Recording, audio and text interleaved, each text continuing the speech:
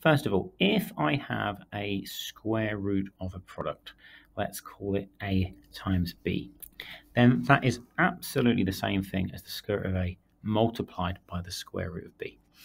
And the same thing works for division as well. If I have the square root of a number a over b, well, that is going to be the square root of a over the square root of b. So those are our basic assumptions we're going to be using to start with this. And then one further thing to consider as well is, like, what is the definition of a square root? I mean, for example, if I was to do the square root of 9 multiplied by the square root of 9, it's going to be 9 itself, right? When I square root a number, what is it I times by that number? So I times by itself to make the original. Well, by definition, that's going to be true, isn't it? So I guess what I'm trying to say is the square root of a times the square root of a is just going to be a. Okay, so these three little facts here, that's all we kind of need to know really to work with these square roots. Everything else is going to follow on from there. Okay, let's just run through some examples and see what happens. So write these as a single surd. So of course, we're just going to bring these together. In part A, root 2 times root 3 is going to be root 6, because 6 is 2 times 3. And in part B, I know that I can just write this as 18 over 6. So it's going to be the square root of 3. And what about writing something in a simpler form? Well, when we're asked for a simple form, we're looking to really reduce the surd, looking to write the smallest number possible inside the square root. And we're going to do that by recalling some facts about square numbers. So let's start with 72. We could break that down into smaller numbers that multiply to make 72. And if we can find a square one, well, we are going to be very successful. So let's look at this. Well, straight away, I was thinking that 72 is 9 times 8. So that's got to be true. And so we could reduce it by writing it as 3 root 8, because the square root of 9 is 3. So that's good. That's writing it in a simpler form. But we can do it again, because we can break down 8. I can think of a number that is a factor of 8 that's also a square number. So we could split that 8 into 4 and 2. And of course, square root of 4 is 2.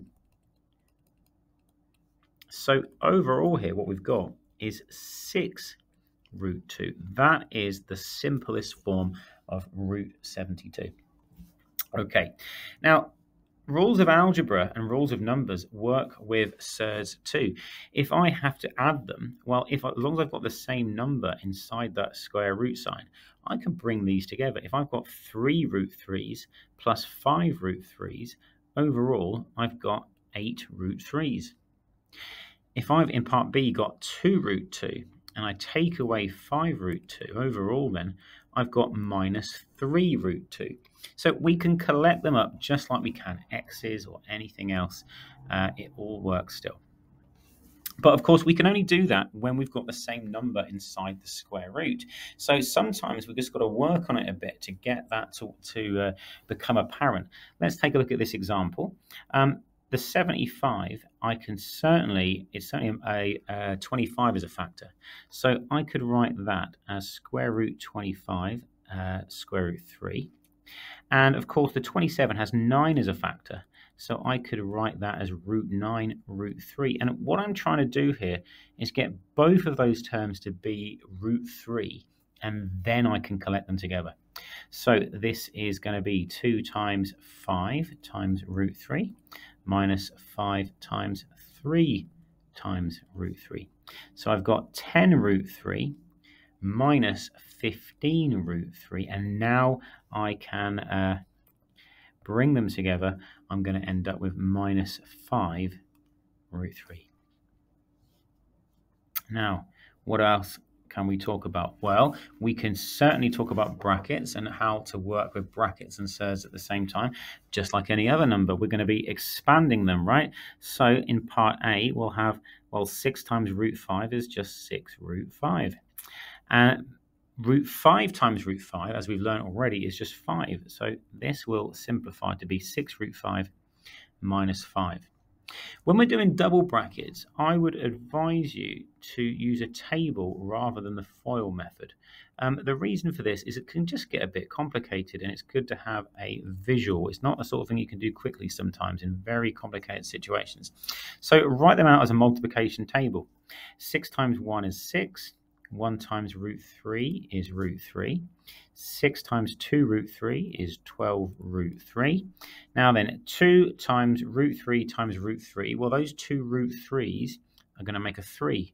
So I've got 2 times 3, and I often write the sum in there. Maybe we didn't need to do it this time, just to help me have another extra layer of computation. Collecting this up, though, we can see what the answer is. We're going to have a 6 and a 6. Well, that's 12. And I've got a 12 root 3 and another root 3. So I've got 13 root 3. And that would be my answer there. So let's write this out. This one on the left, we've got 5 minus root 2. It's being squared, so it's timesing another 5 minus root 2. 5 times 5 is 25. We'll have minus 5 root 2 and another minus 5 root 2 there. And that bottom right-hand corner, we'll have a positive number because it's a minus multiplied by a minus. And, of course, root 2 times root 2 is just 2. So bringing it all together, we're going to have 27 minus 10 root 2. Okay, let's look at part B. We've got 7 plus 2 root 5 and 7 minus 2 root 5. Okay, so 7 times 7, 49. 7 times 2 root 5, 14 root 5. 7 times minus 2 root 5, minus 14 root 5. And then we're going to have a negative sign here. 2 times 2 is 4, and root 5 times root 5 is 5. So bringing this all together, now you'll notice that the root 5s are going to cancel out. That's because these two brackets are conjugate of one another, which means that they're the same, but with the symbol switched over. So that's a nice trick we'll use again later. 49 minus 20 is going to be 29, and that's all there is left. That whole thing just boils down to being 29.